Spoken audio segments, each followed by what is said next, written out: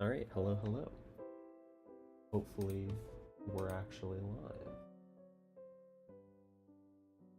live. In which case, hello, VOD watchers, I suppose. Um, Playing some Casio today.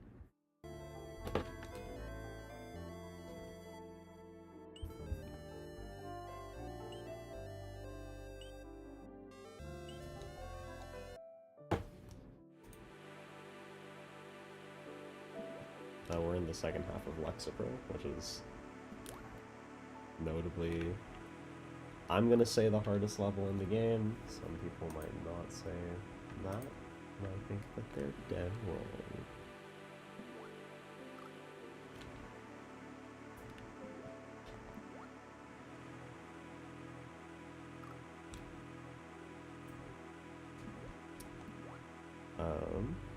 Anybody who hasn't seen this level before, the gimmick is that unlike normal water where you can swim because you're in water the whole time, in this level you can only swim while grounded. So think of it as like you're above ground, you can't just jump in midair, but you also happen to have water physics.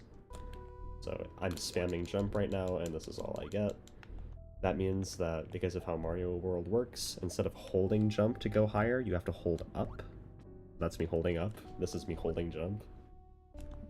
And then if you want to go lower, then you hold down, and then you can adjust how high you go in the middle of your jump. It's very unique, but I'll say that it's definitely not like anything else I've done in this game.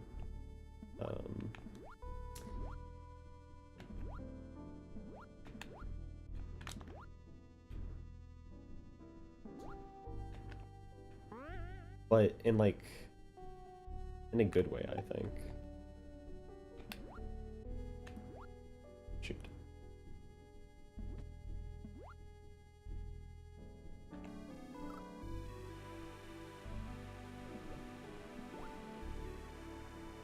So the second half of this level is mainly focused on item swimming.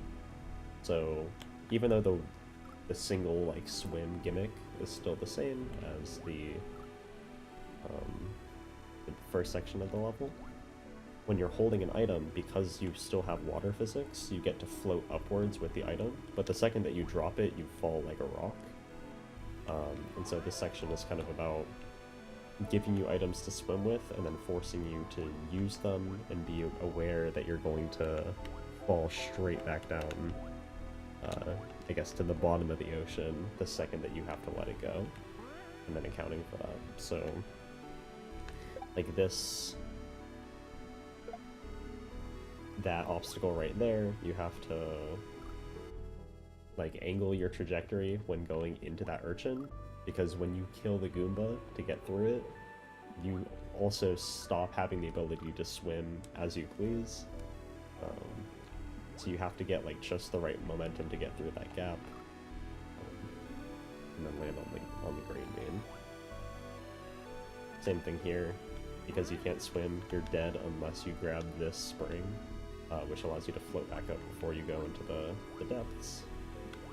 This is just some tight item swimming, forcing you to drop the spring, and then, you know, regulate your falling and your momentum afterward.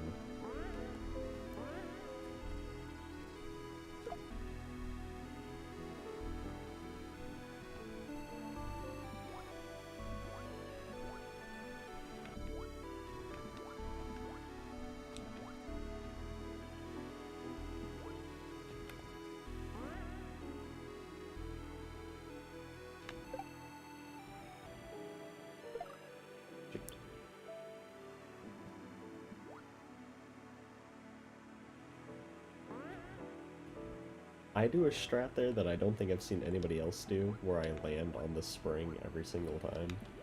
You're supposed to, like, do a drive-by and just snatch it up as you fall past it, but I've found landing on the spring and then grabbing it so much more consistent. Landing on the spring kind of changes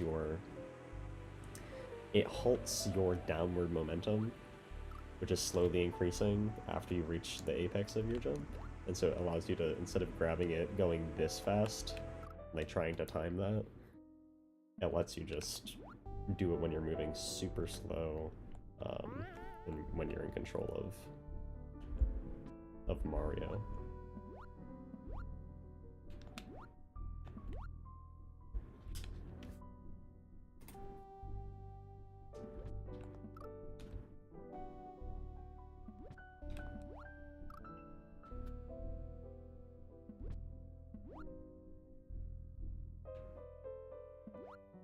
Yeah, so that's what you're supposed to do. I'm a bit weird and just don't. What I've really loved about this game is that even though it's exceptionally tight and typically does force the player to do exactly what it wants, like whatever is intended is exactly why it forces the player to do. But there are a couple times where, because the level is trying to not, like it's, I don't want to say that this hack is Puzzle Kaizo. I think something like Odd Sands does Puzzle Kaizo like more of a service to its namesake. But what I will say is that Casio isn't giving the player any hints about what you're supposed to do. And because of that vagueness, it kind of allows you to create your own strats, even though, like, a lot of the time, the strat that you...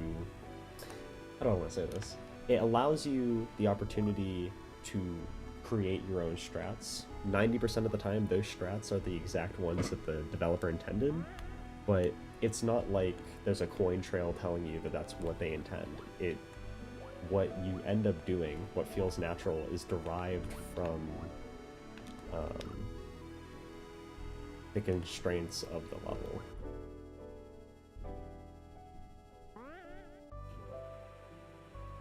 There aren't a million spikes, there's just a really big jump, and the only way to do that is to maximize, you know, X, Y, and Z. And so it forces you into doing what the creator wants without having to tell you, and without having to be effectively telling you with the level design either. It still leaves that exploration. Like, nothing about this jump tells you that you need to do, like, that kind of swim into it. Nothing about this jump tells you to jump in the middle of the bean, or to do that. But, like, it's emergent from the level design because everything is so tight.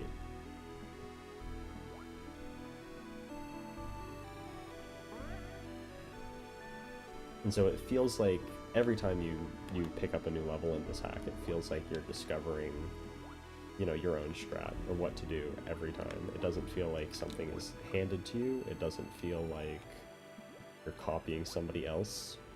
Even if you look up what other people do, it's like, because each trick is so tricky, so difficult, like you figure out the intricacies of it anyway. Like, you can watch a speedrun of this game, you can watch a playthrough of this game, and see everything that they do, and still play it and have all these moments that you're like, oh, that's way harder than I thought. Oh, that solution is not the only one. That solution has so much more going on than just jump over here type energy. I don't know, I think that this is a really amazing game in that respect. That Casio is able to get you to think outside of the box by putting you in such a rigid box of the difficulty. But you're still forced to come up with ideas. And oftentimes, the solutions are really creative, really cool, and typically fun to execute. Although, like, also crazy hard.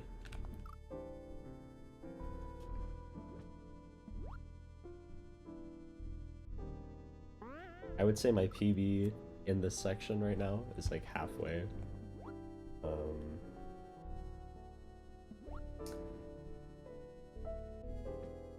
So after the section with the urchins that I got to one time, I think today, after that there's one trick 2 tricks, 3 tricks, 4 tricks left. It's after you get past the urchin, which is not something I've done yet. I've gotten like really close to getting past the black urchin, which I'll explain better once I get back there. But then after that, you have to do a trick to get through a 1 block gap, kind of similar to this. You can't go through a 1 wide vertical gap with an item in your hands unless you're, you know, a computer or a robot that can click the D-pad left and right, you know, 30 times a second. Which of course is what the task does. But if you're not that, if you're of the human persuasion, typically it forces you to get rid of the item that you're holding, the shell.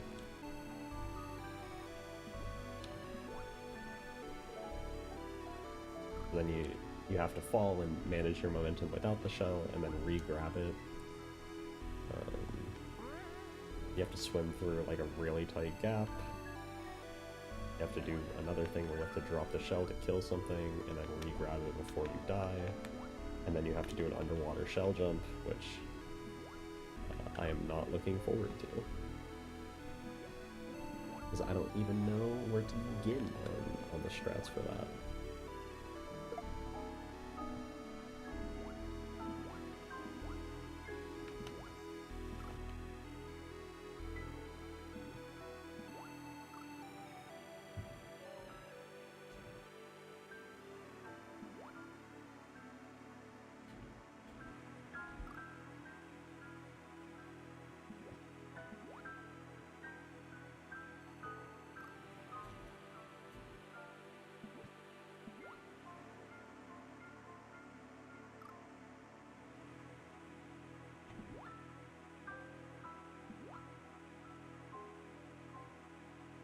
If anybody's curious about the music, a VOD watcher from the year 200 or 2200 perchance. This is the Superliminal soundtrack performed by, I think, John Reeves. I think that's correct. Really fantastic solo piano. I tried to transcribe a little bit of it and realized very quickly that I was out of my depth. Because everything that I found in like the first 4 measures that I learned how to play were exceptionally cool. Like using the 1 major 7 into 1 diminished major 7, going to the it's like the flat 7 or something of the key. Really cool. Or no, it goes to the flat 6 and then to the 5. Anyway, it makes super complex harmony feel not only natural but like kind of comforting and relaxing. I had a friend say that it just sounds like elevator music. In a way, it kind of does. I get it. But God, it makes my brain hurt. But if you don't listen too closely, they manage to make some really far out chords sound like everything is in key and just how it's supposed to be, and it's really incredible.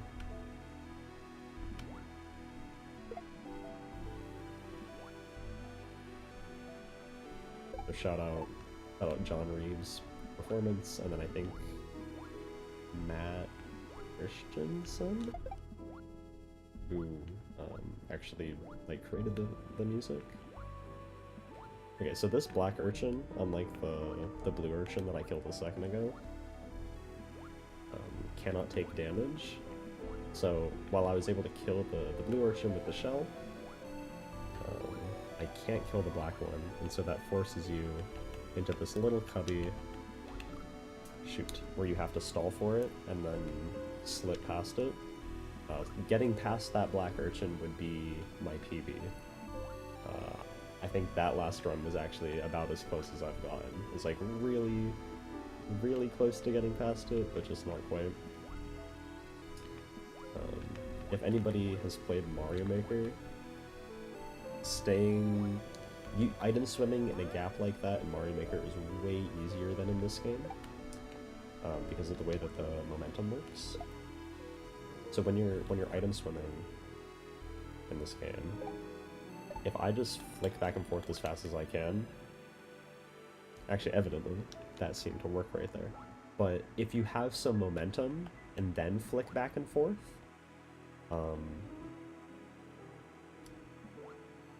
instead of when you're underwater, pressing the right button giving you like a velocity to the right, it gives you acceleration to the right. And so that means that you can flick back and forth all that you want, like that, and continue moving the direction that you were going before.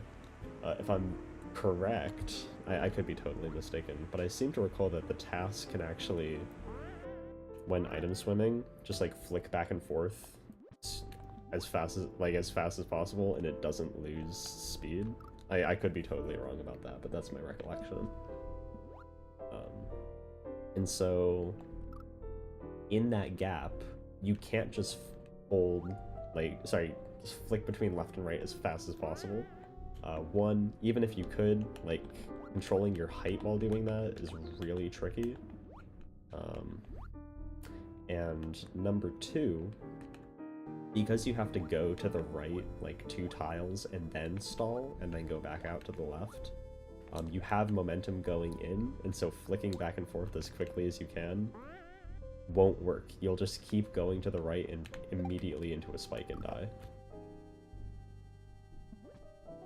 And so you have to actually look at the screen, manage both your vertical and your horizontal height at the same time for like only a couple seconds, but when you're playing it, it feels so long, and it's a lot to keep track of with your hands. I'm sure that there's a rhythm to it, but as somebody who doesn't know what that rhythm is yet, it's a lot on the brain to try and process. I'm dead. Never mind. Ah. I think that is not worth sending. There we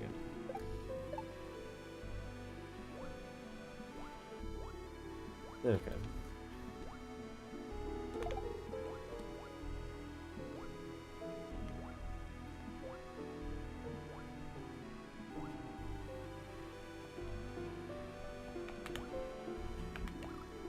See, if I had just pressed left a little bit sooner.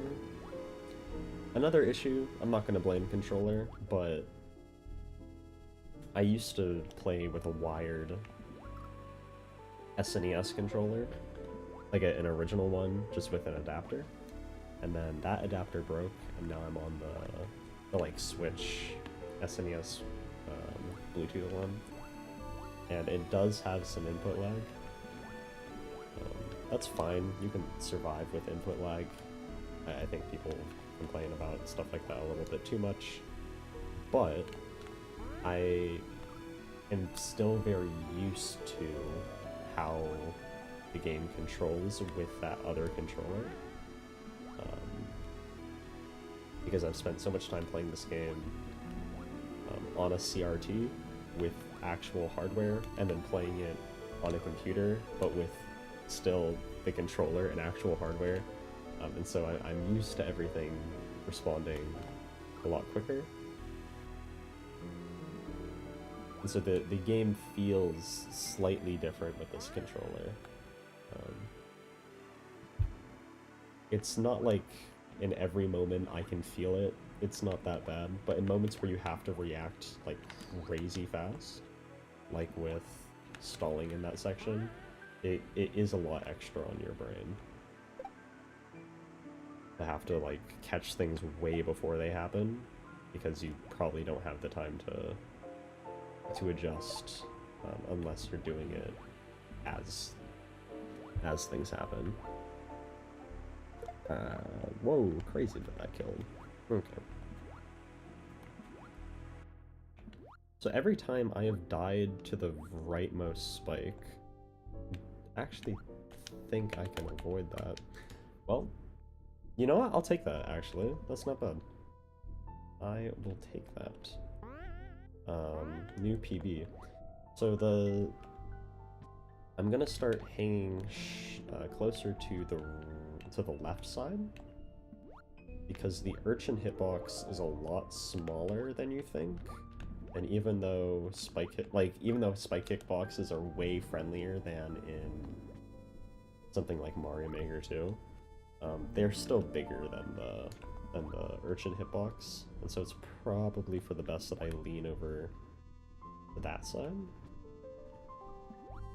That last death gave me valuable info though, which is that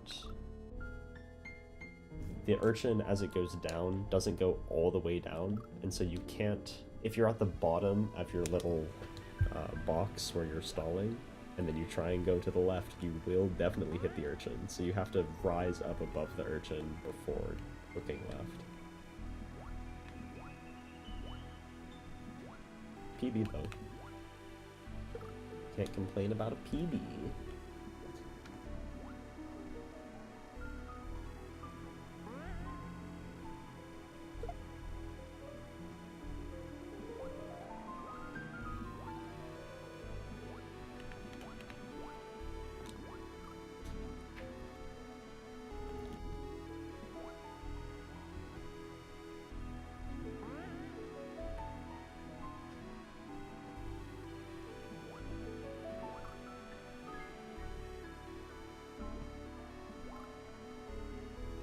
I can't play it right now because I don't have it downloaded, but shout out to the Tails Weaver OST. Not a game I've ever seen, ever heard of, but the song Reminiscence, probably most notably featured in Send Your Regrets to the Czar's level, like Floating in the Breeze, I want to say is what it's called. It's the one with the Tanuki feathers that you can spin on. Very cool level. Anyhow, that soundtrack is amazing. So good. I used to just really like that one tune, Reminiscence. It's one that I'm learning to play on the piano right now. But goodness, that whole soundtrack has some crazy stuff in it.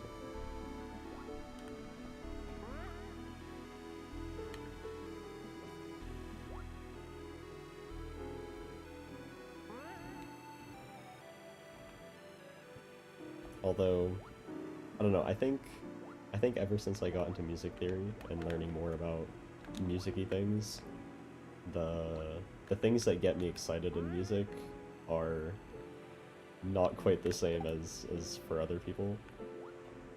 Like, I can listen to a song and think it's like whatever for most of it, and then it'll use one cool chord and I'm like, good song.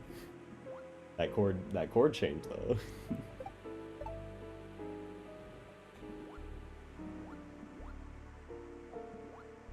Using the 4 chords of pop, but then sharp 4 diminished. Like, okay, now we're talking.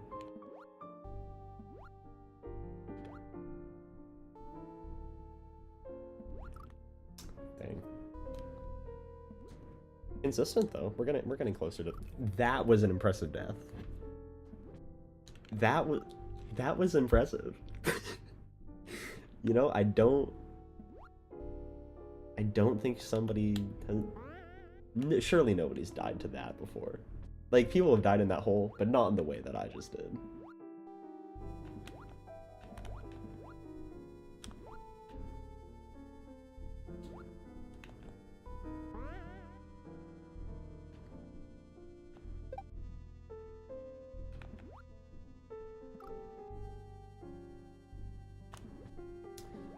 I think...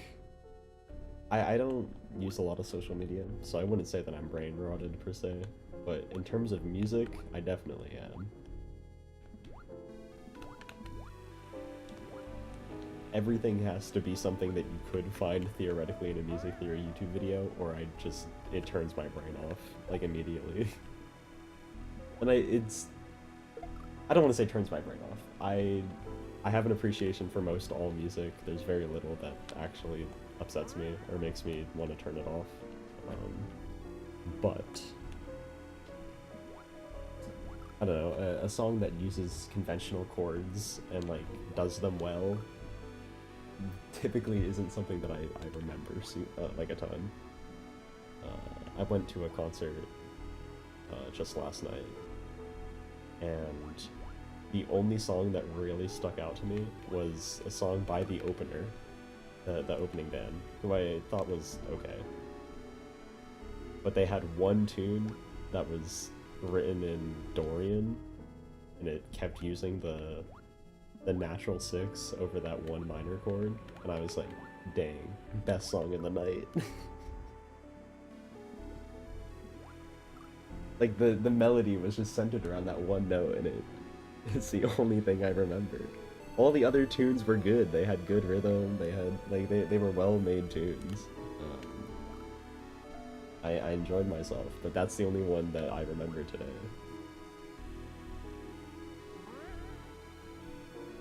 Which is surely a little sad. Just a touch.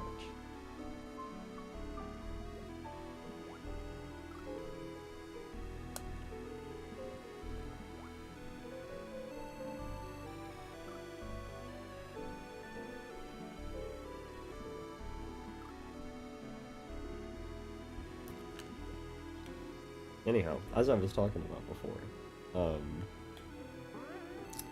Tales Weaver OST is entirely banger. It's so good. I spent like 5 hours today just practicing Reminiscence from it, and dude, that's a crazy good song. Like, yes, mostly conventional chords. I guess I'm breaking my own rules, but really, God, what a great song.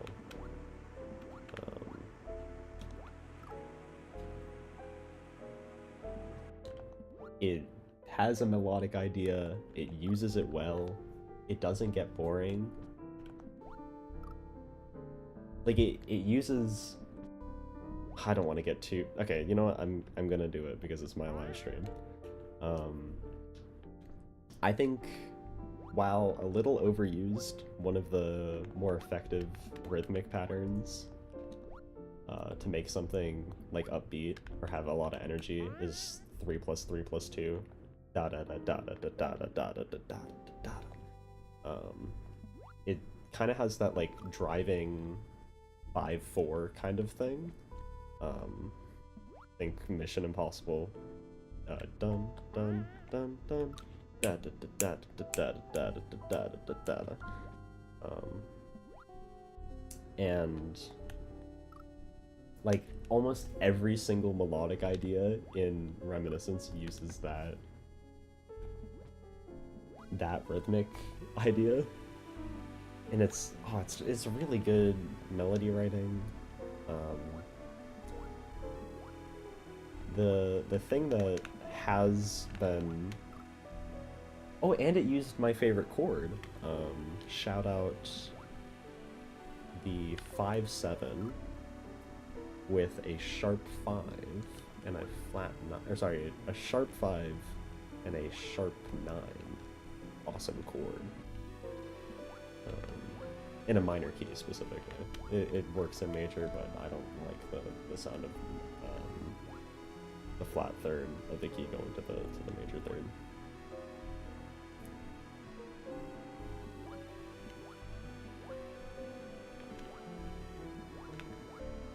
Like, it can be done well. Shout out any song that uses the 4 minor chord going to 1, but I don't know. You know what, I'm it's my stream, I'm gonna use it to spout propaganda. I don't like that people call it the the 4 minor 6. Like, I understand the function of a something like a 1/6 chord versus just a 6 chord. Because it functions as a 1 chord, just with an extension. It's like an add 13 type of thing. But the 4 minor 6 is just the 2 diminished. It's a 2 half diminished. And then you're using a deceptive cadence. Wait, is that right? Let me fact check. No, you're not using a deceptive cadence. Wait, yeah, you're using a deceptive cadence.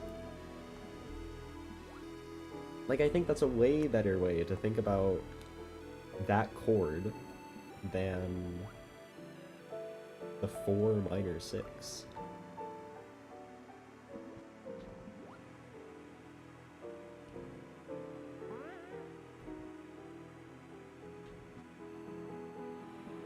Like, the 4 has predominant function. Why should... I don't like...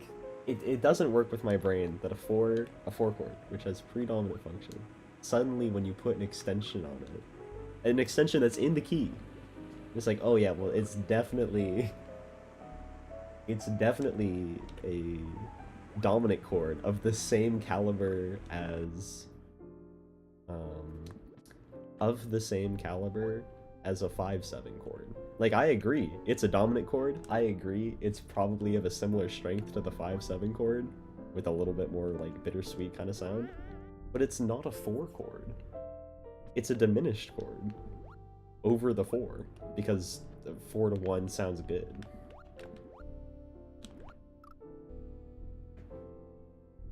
I'm sure that's the actual reason, is that,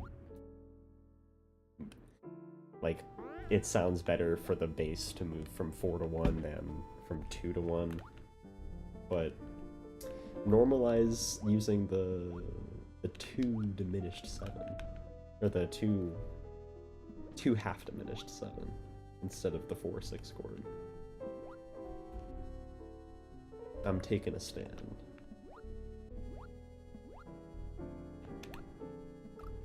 Here, I'm gonna turn on some music, because while you all get to listen to some lovely tunes, I don't.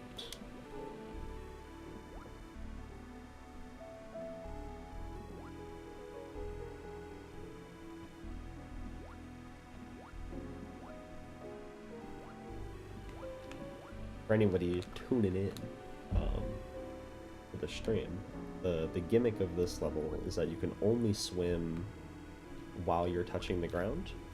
So it's much better to think of this level as being an above ground level that just happens to have water physics on everything.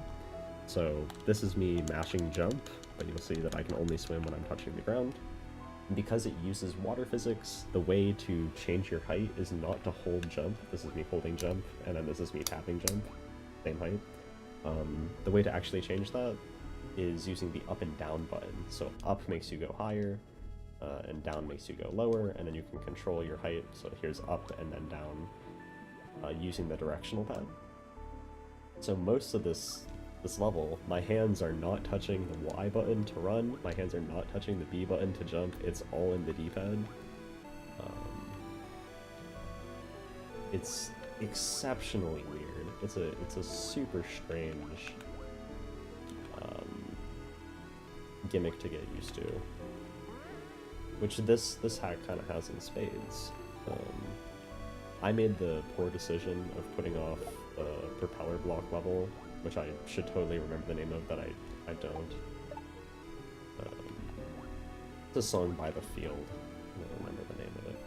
Anyhow, I put the propeller block level off as long as I could, which meant that I had to play arguably 2 of the 3 hardest levels back to back, being this one and that one, in order to beat the game, and then also PB.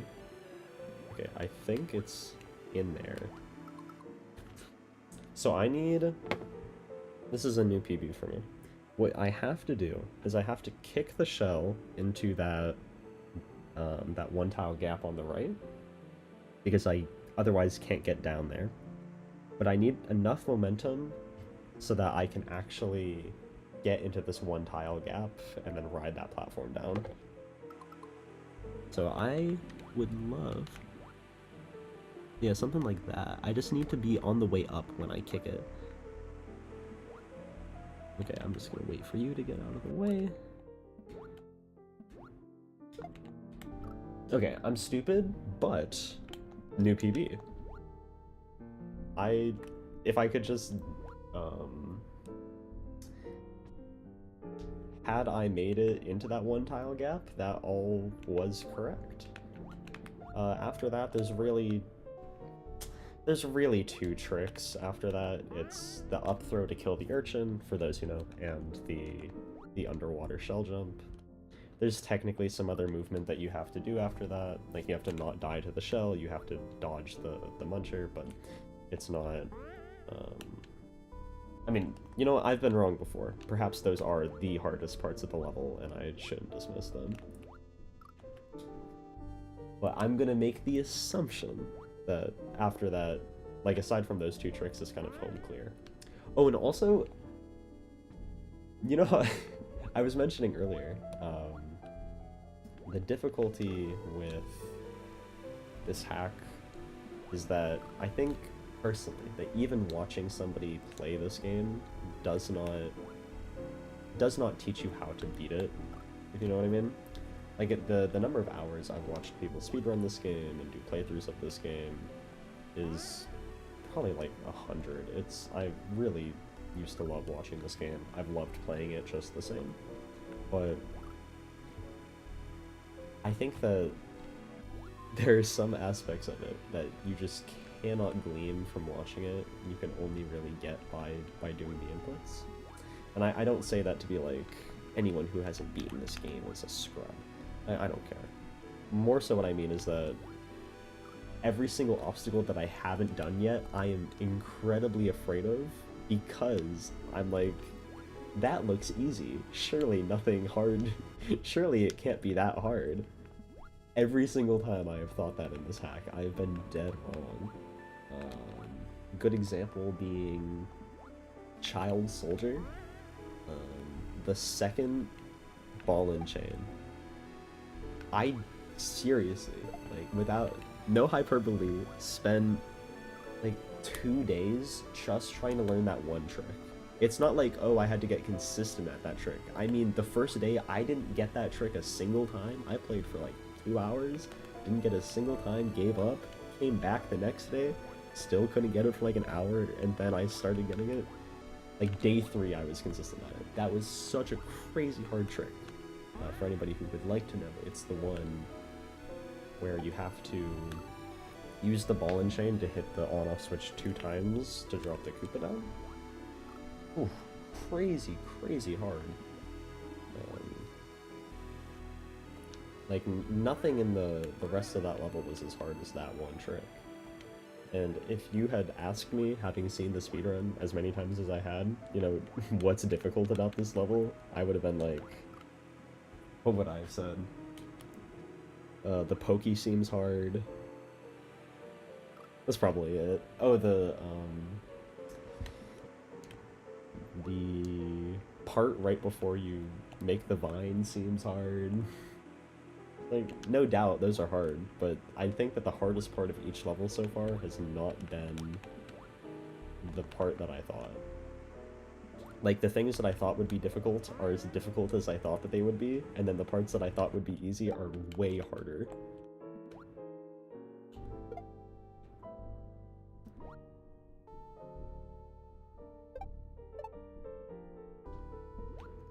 But regardless, this has been one of my favorite games I think I've ever played.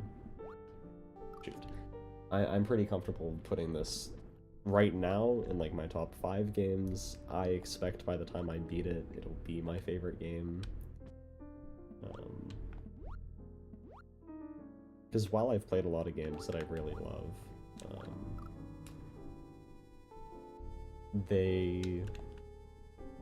there hasn't been any that have like spoken that spoke to me in the same way as this one. my favorite game currently, and it's been so long since I've played this game, so I don't know if it still holds true. But if somebody were to ask me, my favorite game is probably not Casio. Ori and the Blind Forest. It's, I think, the first Metroidvania I ever played. It has weird difficulty spikes at the end, but the music in that game, the artwork, and the level design, all really incredible. Yes, it is a flawed game. I think that Ori and the Will of the Wisps, its sequel, is a much better game. It borrows a lot from Hollow Knight and other games in the genre, and I think it just makes substantial improvements over its original entry. But I still think that the original has some charm to me, particularly because in the original game, instead of having automatic checkpoints like most modern games, or even like an older game having some save points like Super Metroid, in Ori you have this energy, like kind of you have this energy stat, and you use some of it in order to create a save point at any place. So no matter where you are, if you're touching the ground, you can create a save point.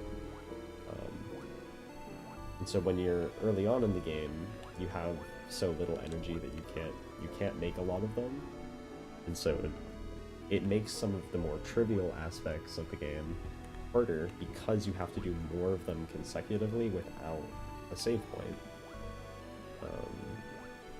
Versus towards the end of the game, the individual challenges are very difficult, but you have the ability to make a save point after like every single one.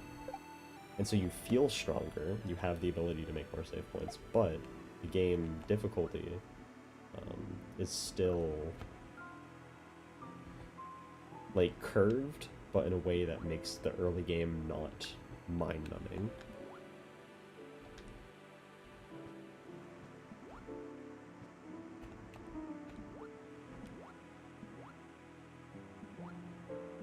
And that was sorely missed from the second game, even though I know that most people who played the original game did not like the checkpoint system, and I get it.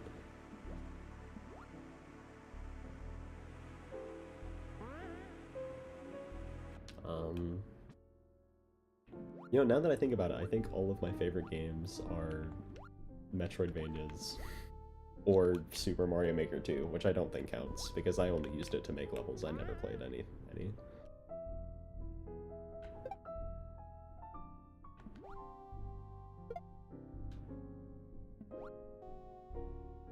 So disregarding Mario Maker 2, which would probably be my real, like, favorite, like, if I were asked to boot up a game, or told to boot up a game for an hour to just, you know, hang out, it would be Mario Maker 2. But of other games that are actually designed for you, it's like Hollow Knight, Super Metroid, both Ori games. Those are probably the top 4 games I've ever played. I'm trying to think of other things that I enjoyed, and I'm kind of struggling right now. I guess there's probably some Pokemon games up there.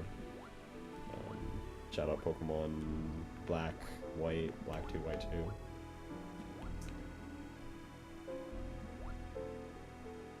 But I don't know, I think I'd struggle to call those my favorite game, because much in the same way as Mario Maker, like, you're designing... I nuzlocke those games pretty frequently, and when you do that, you're designing the game yourself. You're not playing the game as it was intended.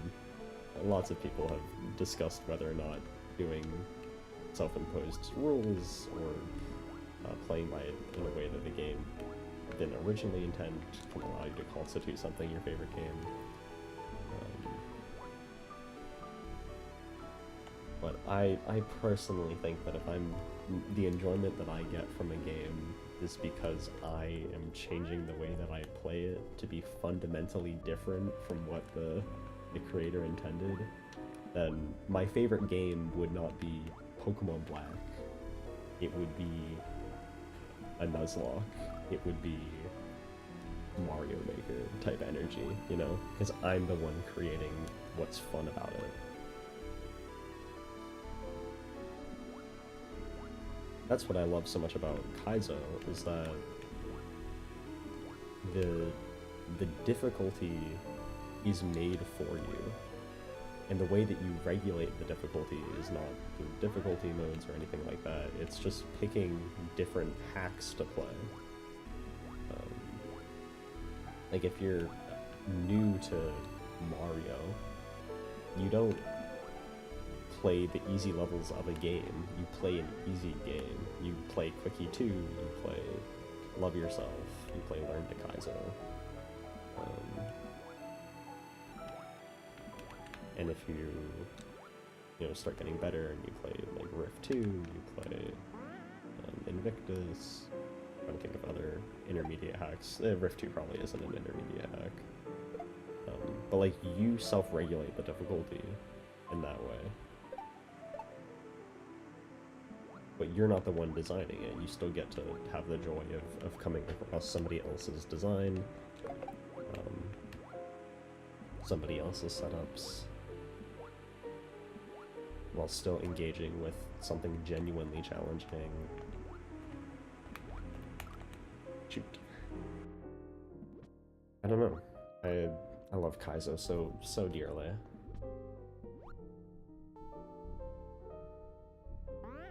This game is definitely out of my skill range. Like if I were to play any other hack right now, like even one that's way easier than it, I would probably struggle just the same because I'm just not good enough. I was trying to play Invictus the other night to have a break from this game, and couldn't get past. Like I got the first checkpoint and was like, man, this is a lot harder than I thought it would be. But there's something fun about pushing yourself outside of what you think you can do. That has never happened. Uh-oh. Okay, we almost saved that. If I had gotten to the left in time, I think I could have saved it.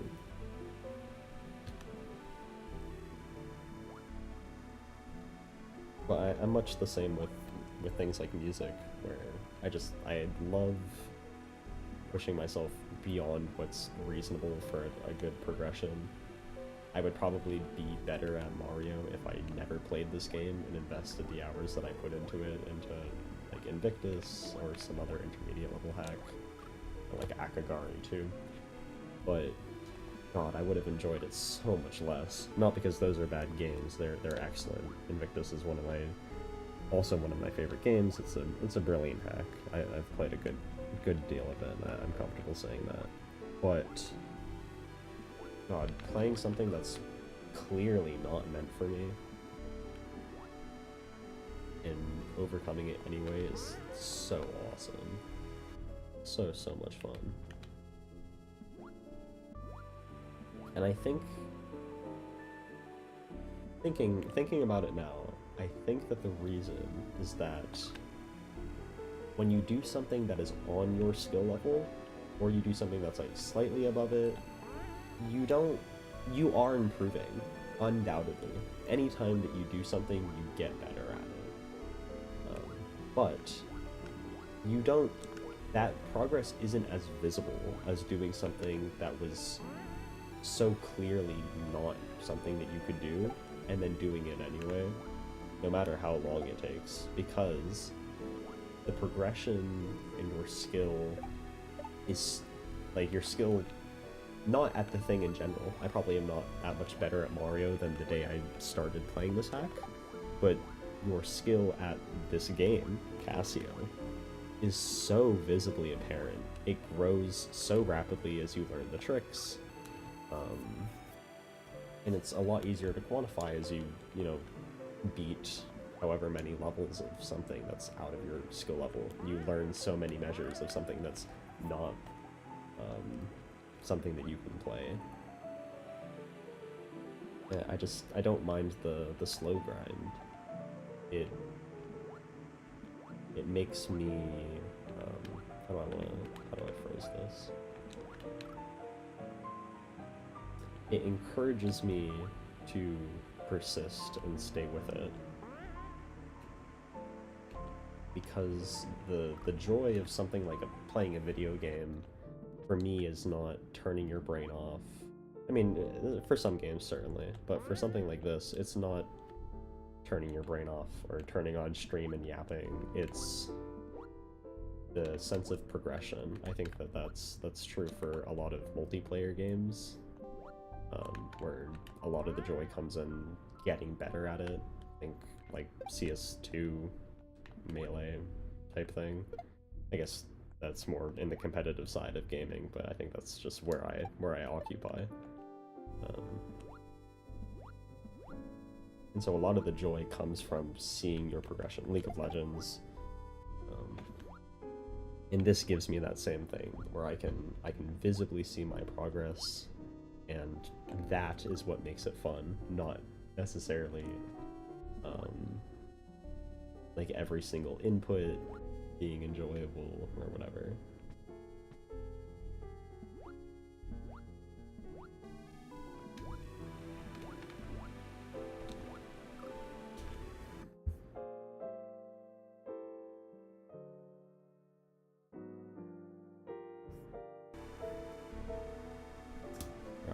I'm gonna take this just a second.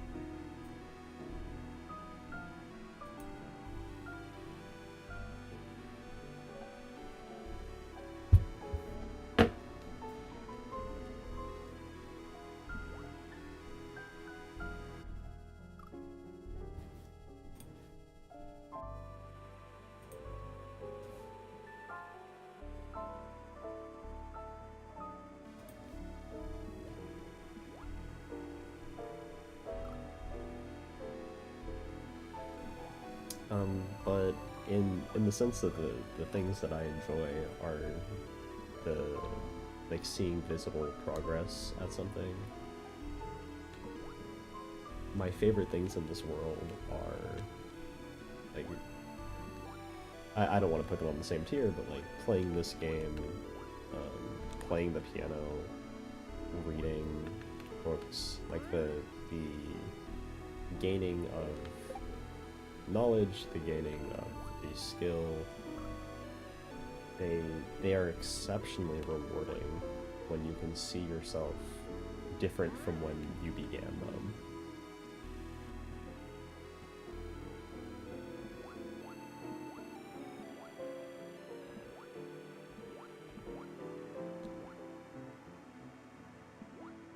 It's like every beginner hack that I played, except for Quickie 2, I don't think I finished. Because I just got bored. Not because those games are not well designed, not because I wasn't necessarily having fun or the gimmicks weren't cool, but because I just didn't feel myself getting any better. It just felt like I was applying, you know, the limited skill set that I already had, and it wasn't rewarding. So I could sit down for like 2 hours and enjoy myself, but there was nothing that would draw me back to play again, if that makes sense.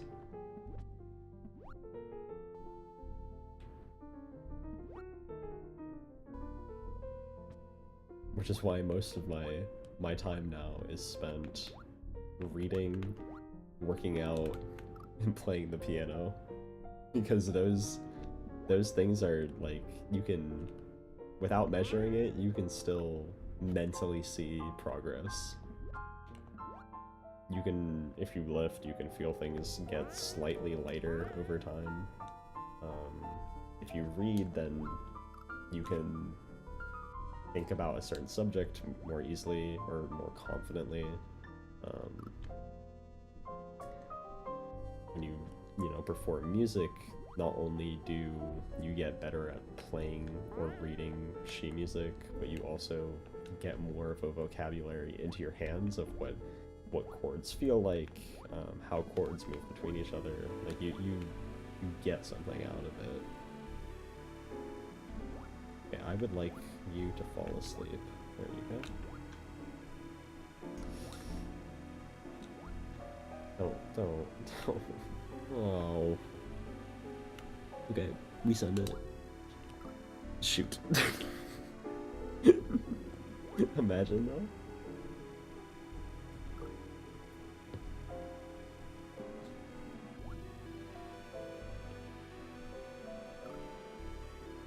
The Rip Fanfish heist. It was unsuccessful. Needless to say.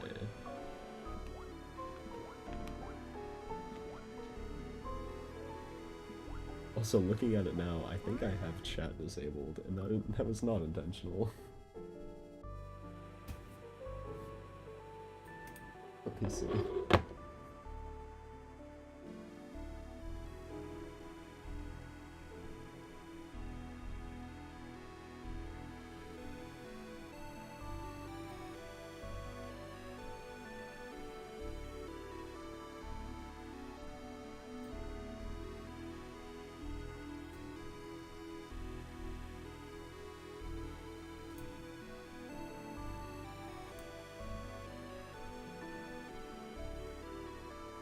Oh, okay.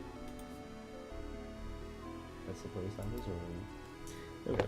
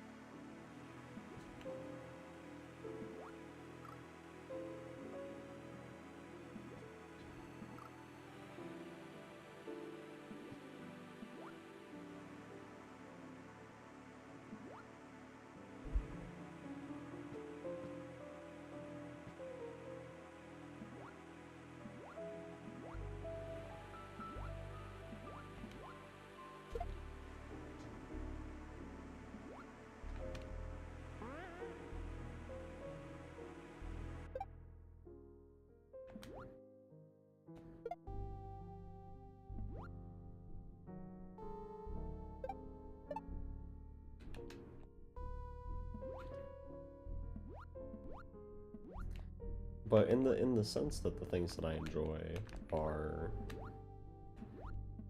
like improving at skills. Not to be one of those guys that's like, you only have so much time on this earth and you have to spend it wisely. Like do whatever you want. You have enough time to get good at many things and try things out. That was awesome. But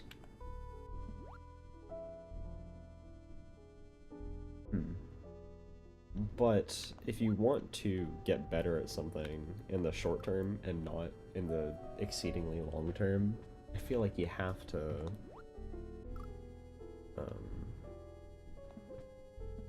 put time into it regularly, you know? Like, I'm probably not getting any better at Mario by playing it and then not playing it for a week, and then playing it for like a couple hours and then not doing it again for like a month. You know? Which I'm fine with. This isn't a skill that I super prize, but I think one of the things that I've gotten, or has become more important to me as I've gotten older, is finding like a couple things that bring me genuine joy, and investing just as much time as I can into them. Again, I don't like the jack of all trades, master of none energy. I think it promotes a type of grind set that just, one, isn't healthy, and two, isn't accurate. Like, being good at many things is not terrible. It's not bad to be good at many things, and you have plenty of time on this earth to be good at lots of things.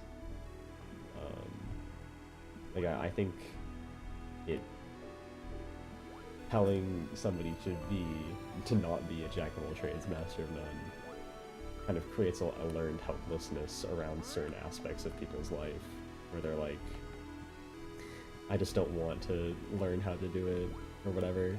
Like, man, don't write yourself out of things. Perhaps that changes as you get older and you get more accustomed to the things that you enjoy and don't, but like, I hate when people write themselves off of being able to do something. Learn to be helpless at certain aspects of who they are. But on the other hand, like, time spent on the things that you do enjoy is rewarding. And if you care about improving at something, which again, you don't have to, but if you do care about improving at something, the only way it's going to happen is you spend time doing it. It doesn't have to be super deep, but just doing something regularly for like 5 minutes, whenever you end up doing it, like, you will get better at it.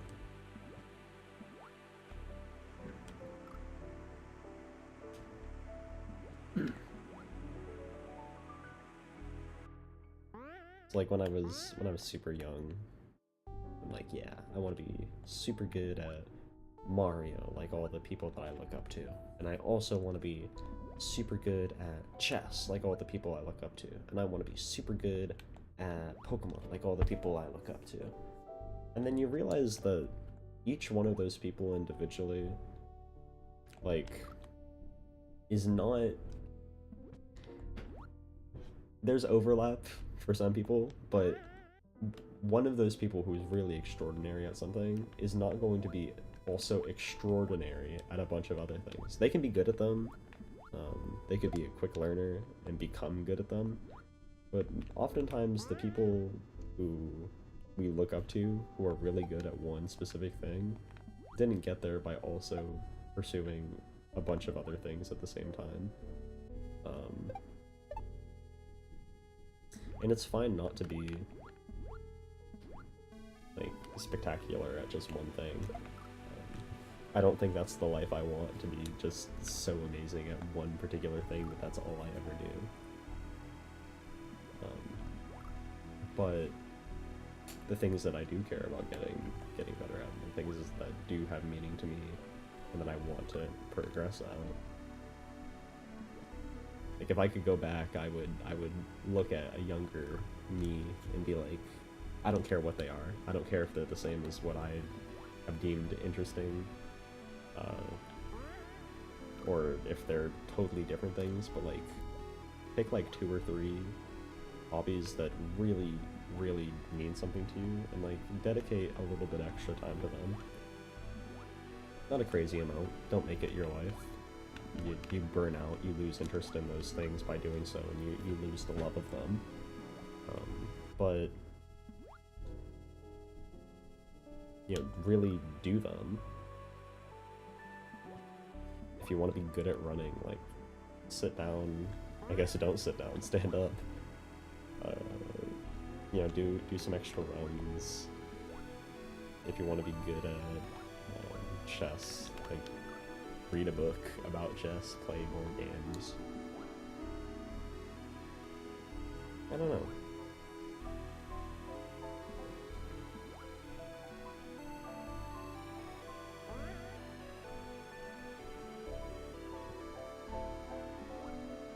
But I think this game, in many respects, represents to me a time in my life when being really good at Mario was something I wanted to be.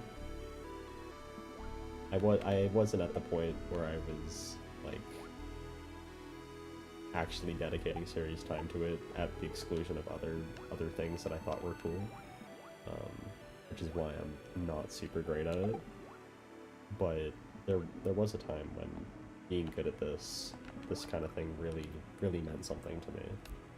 I was super into watching people like Third Wall, Jez Cook, keeping up with the hardest hacks. Shout out Casio, but also shout out Transliberation Forever by Mars Amper. Shout out what is the name of that game? Hacker's Dreams by Anon.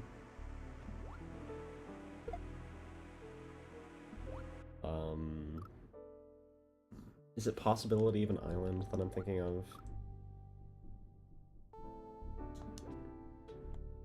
Like, I got really into the weeds of watching other people play, but never dedicated myself to it, and so when I finally sat down to play this game, I think why it means something to me is that I actually took the time, took the energy, took the steps to improve at something, to get better at this particular game, because it meant something to me.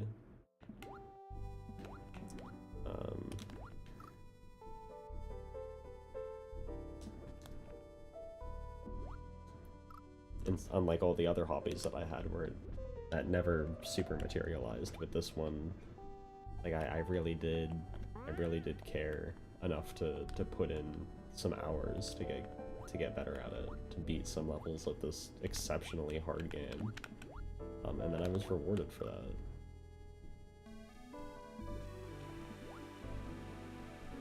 that. That means something to me now, not because I want to be amazing at Kaizo. I don't have... It would be cool if it happened, but I don't have the drive right now to make it something... to make it so, if you will.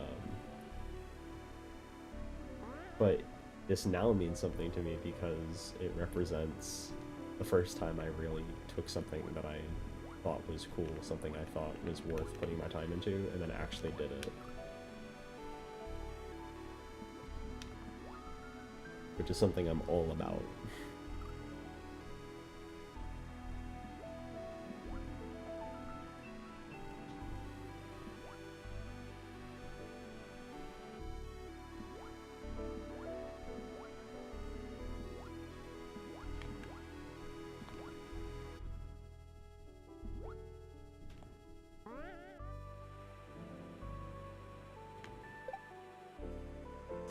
Alright, let's get a good run. I've been talking, and I've been enjoying talking, but let's get a deep run.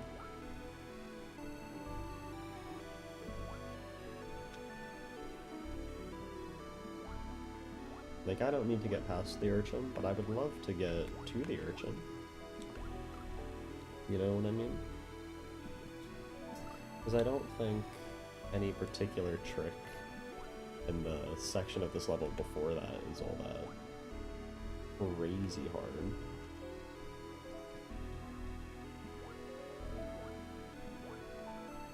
Like, this isn't so bad. This trick is just a little inconsistent. I wish I knew how to do it better. But I should never be dying here. I should never be dying to this.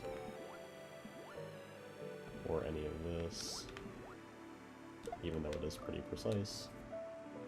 I think the only section that's a real holdup is the beam and like getting the spring where it needs to be, and then not dying on the way down. Like, I can jump on the spring just fine. It's just getting down that little chute and the beam that are holding up runs right now. So allow me to lock in on those parts.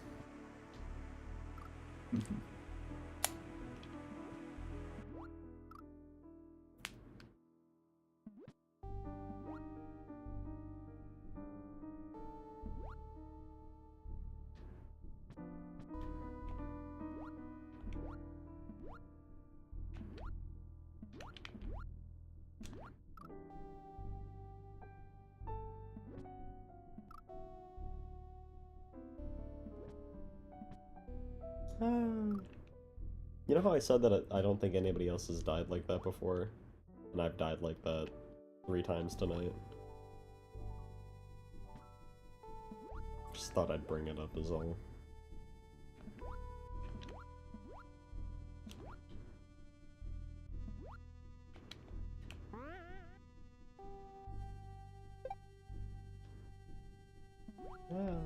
Okay.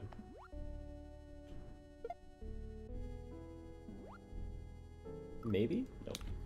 I'm getting too much height. I haven't had this problem before. I think I'm too far to the left?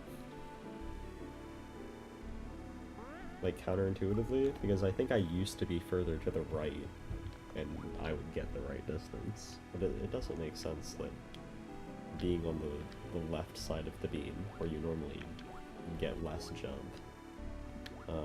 would be causing me to soar into the ceiling every time. Dude, that Rip Van Fish had a crazy line there. Yeah, see, if I go further to the right on the beam, I don't hit my head. Gosh dang it. I've done that too many times tonight. I think I should throw it and then like go the opposite direction so that I don't accidentally re-grab it into the enemy.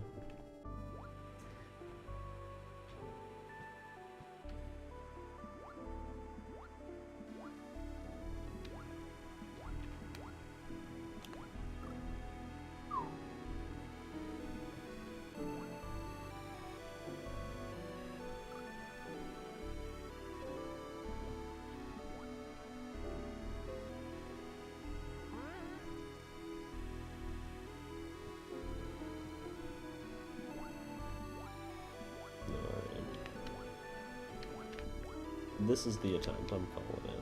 Okay, well... Of course I was referring to the next attempt? Yeah, the next attempt. The one that's happening right now.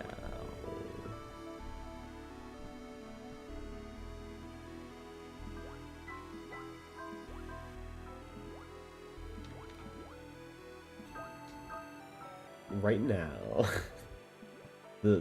During this current sentence. Mm-hmm. This one I'm speaking at the moment.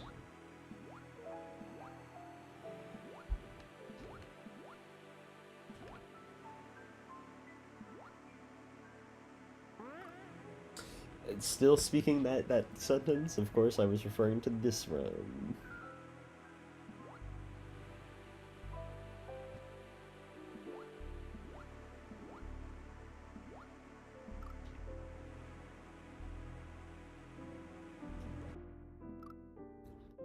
Let's see.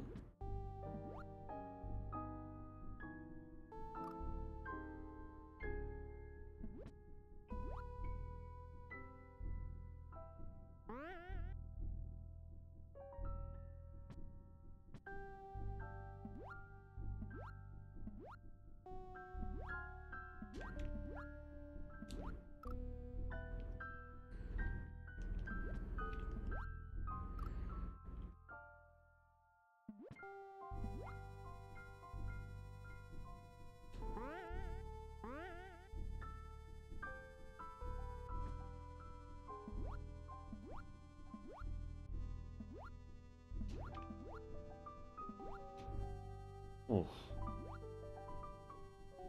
Dude, that jump was still hard. I wish I had a better strat for it or something.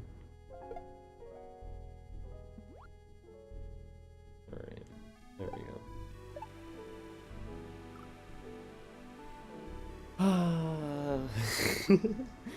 Sigh. What's wrong, you ask? Oh, nothing.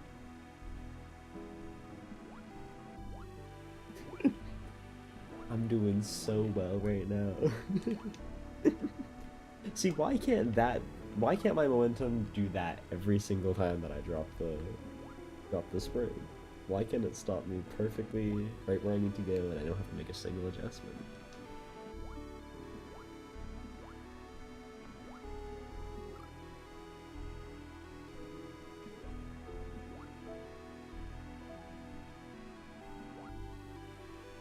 Alright.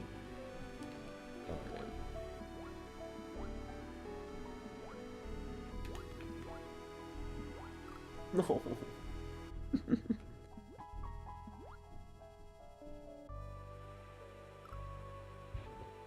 I wish I wasn't dying to that.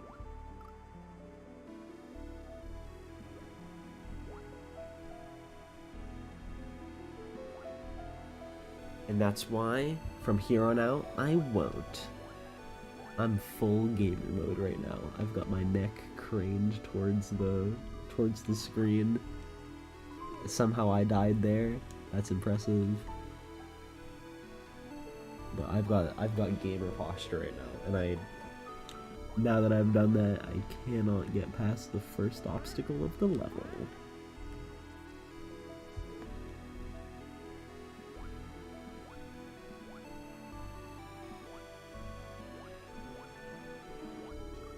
See, why? How come when I'm super close to the wall, I get 0 momentum, but then sometimes I'm super far from it and I still have crazy momentum? No comprendo. Es imposible.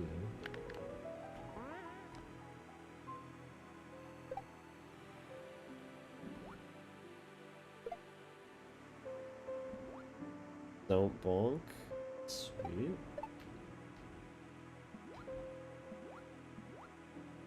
Okay. Okay, so that's why we don't do that. See, we're learning. There's a rule of Kaizo where you must die in every possible way before you make a new PB. Like, if you have a personal best and you're trying to beat that again, you have to die to every single obstacle that comes before it a couple times before you're allowed to have another chance at PB. I don't make the rules, I simply suffer because of them.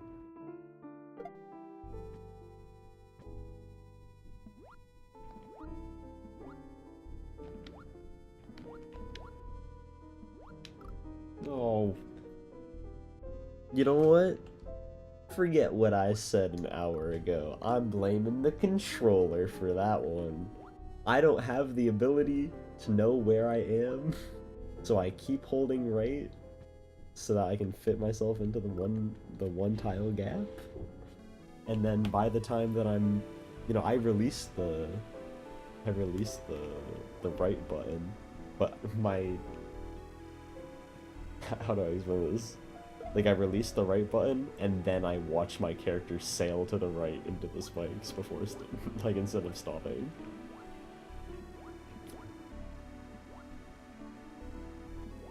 Like, for that, instead of reacting, I'm just dropping it and then tapping right a little bit and praying that I line it up. And that's definitely not what I should be doing there. Okay, we make this.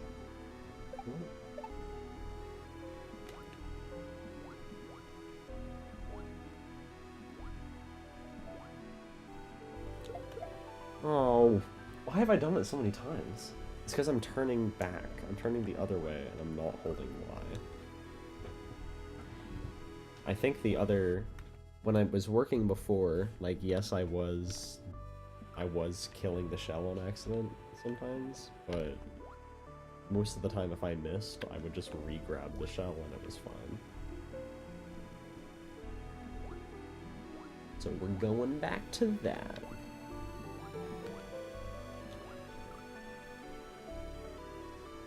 How about that for visual improvement and a skill? Huh. My strats haven't changed in the last hour and a half.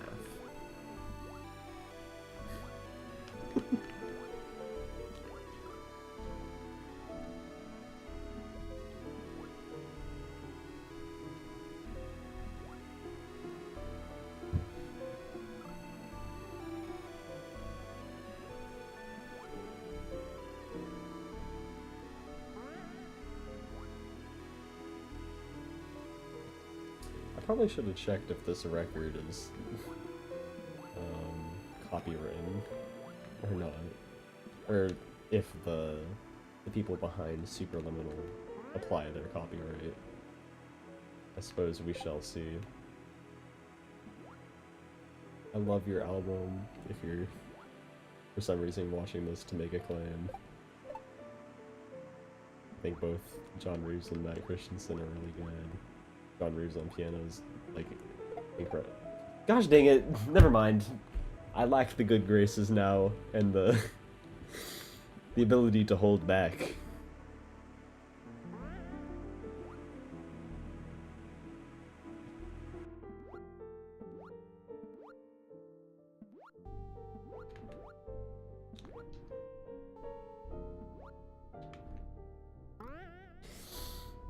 What am I supposed to do there? Wyatt? Tell me.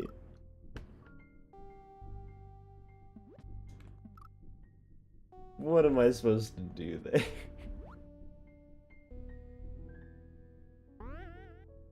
I went so fast.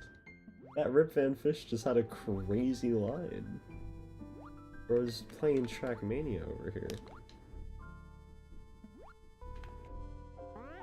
Most of the time they're like that, they're dumb.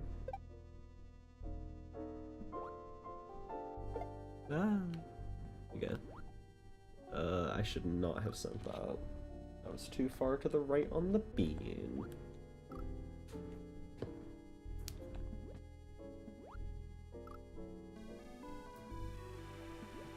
Alright, we're gonna get to the urchin one more time, and then I think that's gonna have to be it for stream.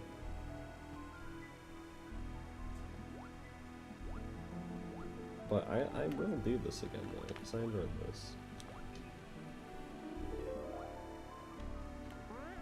My hope is to be, at the very least, at this level before the end of the month.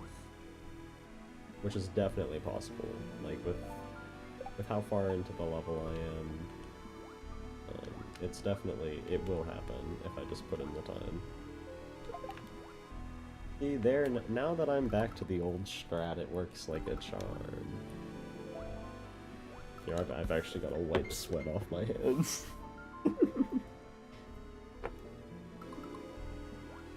Casio will do that to you. And it was all for that. I mean, I said to the urchin one more time, but like, what's one more time? You know what I mean? It happened so quickly because I locked in. Like, what's just one more time? Alright.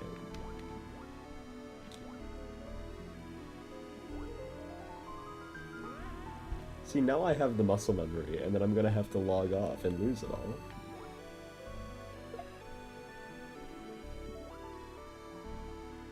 Like, it's all in there. My brain is so plump with knowledge. With muscle memory. Okay. Okay, this is my actual final attempt. Okay, I should have gone there, but whatever.